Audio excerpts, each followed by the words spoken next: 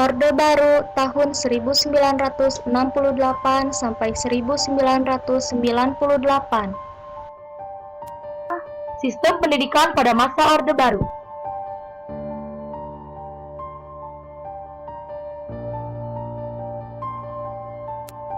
Kurikulum 1968 menekankan pada pengorganisasian materi atau menggabungkan antara materi yang satu dengan materi yang lainnya sesuai dengan bidang yang sama. Kurikulum 1975 atau yang lebih dikenal dengan kurikulum PPSP atau proyek perintis pembangunan sekolah menggunakan pendekatan stimulus respon atau rangsang jawab. Kurikulum 1984 menggunakan pendekatan CBSA atau cara belajar siswa aktif.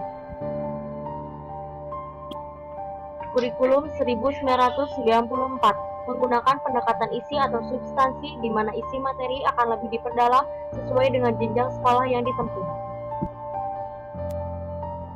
Kebijakan pemerintah di bidang pendidikan. Yang pertama, siswa wajib belajar 9 tahun dari jenjang SD sampai dengan jenjang SMP.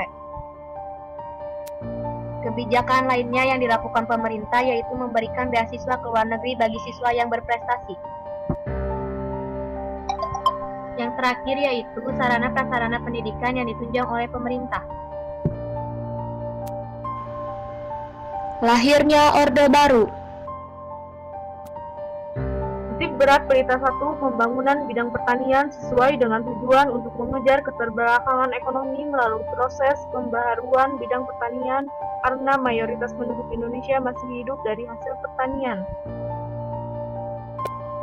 Berita 2, sasaran yang hendak dicapai pada masa ini adalah pangan, sandang, perumahan, sarana, dan prasarana mensejahterakan rakyat dan memperluas lapangan kerja.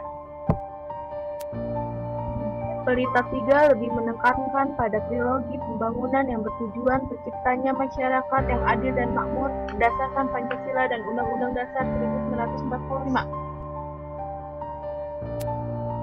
Berita 4, pada berita 4 lebih dititik beratkan pada sektor pertanian menuju swasembada pangan dan meningkatkan industri yang dapat menghasilkan mesin industri itu sendiri.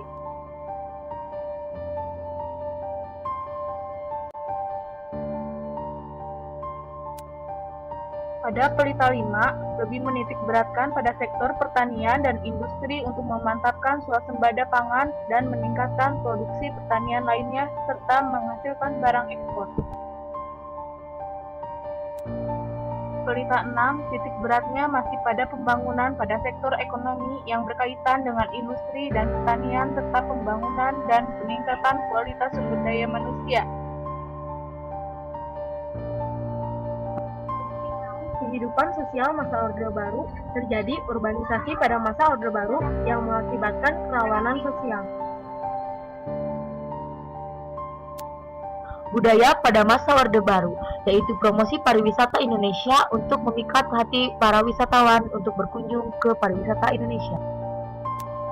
Seiring perkembangan zaman, mode pakaian di Indonesia pada masa Orde Baru semakin dipengaruhi oleh budaya asing. Berakhirnya masa Orde Baru.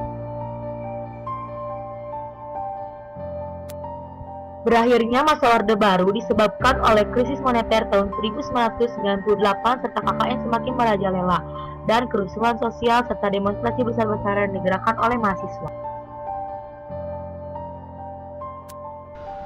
Akhirnya pada tanggal 21 Mei 1998, Presiden Soeharto mengundurkan diri dan menyerahkan jabatannya kepada Wakil Presiden B.J. Habibie.